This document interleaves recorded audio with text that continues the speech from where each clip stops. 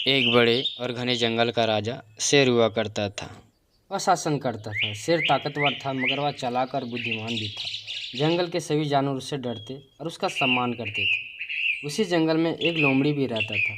लोमड़ी तो मेहनती था, लेकिन उसकी सबसे बड़ी समस्या यह थी कि वह अक्सर बिना सोचे समझे बोला करता था। उसे अपने ज्ञान पर बहुत घमंड था और वह हर जानवर को यह जताता कि वह सबसे समझदार है।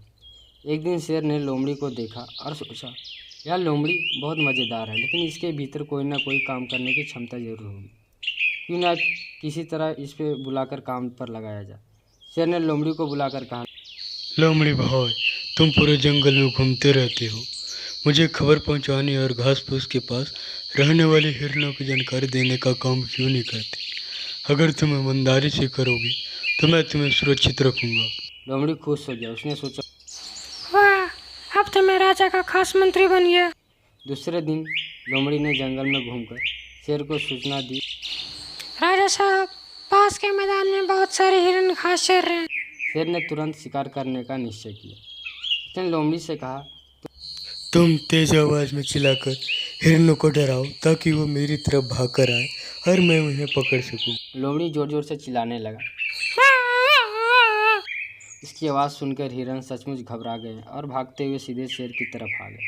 शेर ने आराम से एक मोटे हिरन को पकड़ा और दावत उठाई।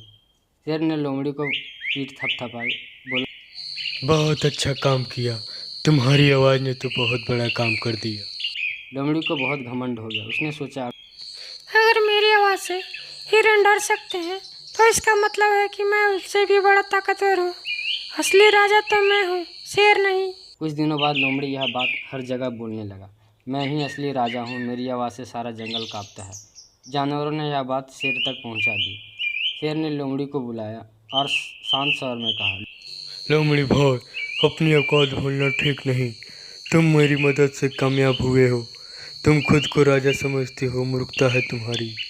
लोमड़ी जीत पर अड़ गया और बोला, नहीं, मैं ही सबसे बड़ा हूँ। अगर चाहो तो मैं भी साबित कर सकता हूँ। शेर मुस्कुराया और बोला, ठीक है, अगर तुम्हें लगता है कि तुम मुझसे बड़ी हो तो अकेले ही जाकर शिकार करके दिखाओ। लोमड़ी उत्साह से जंगल में निकल पड़ा। उसने जोर जोर से रेंगना चालू किया,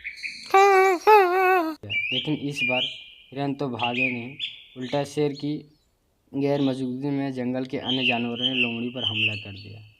बेमुश्किल लोमड़ी अपनी जान बचाकर भागकर वापस शेर के पास आया। शेर ने हंसते हुए कहा, देखो लोमड़ी भाई, बिना समझदारी के सिर्फ आवाज करने से कोई राजा नहीं बनता। ताकत और अकल दोनों जरूरी होते हैं। लोमड़ी शर्मिंदा हो गया और उसने अपनी गलती मान ली। मुझे माफ़ कर दीजिए राजा साहब, मुझसे बहुत बड़ी गलती हो गई।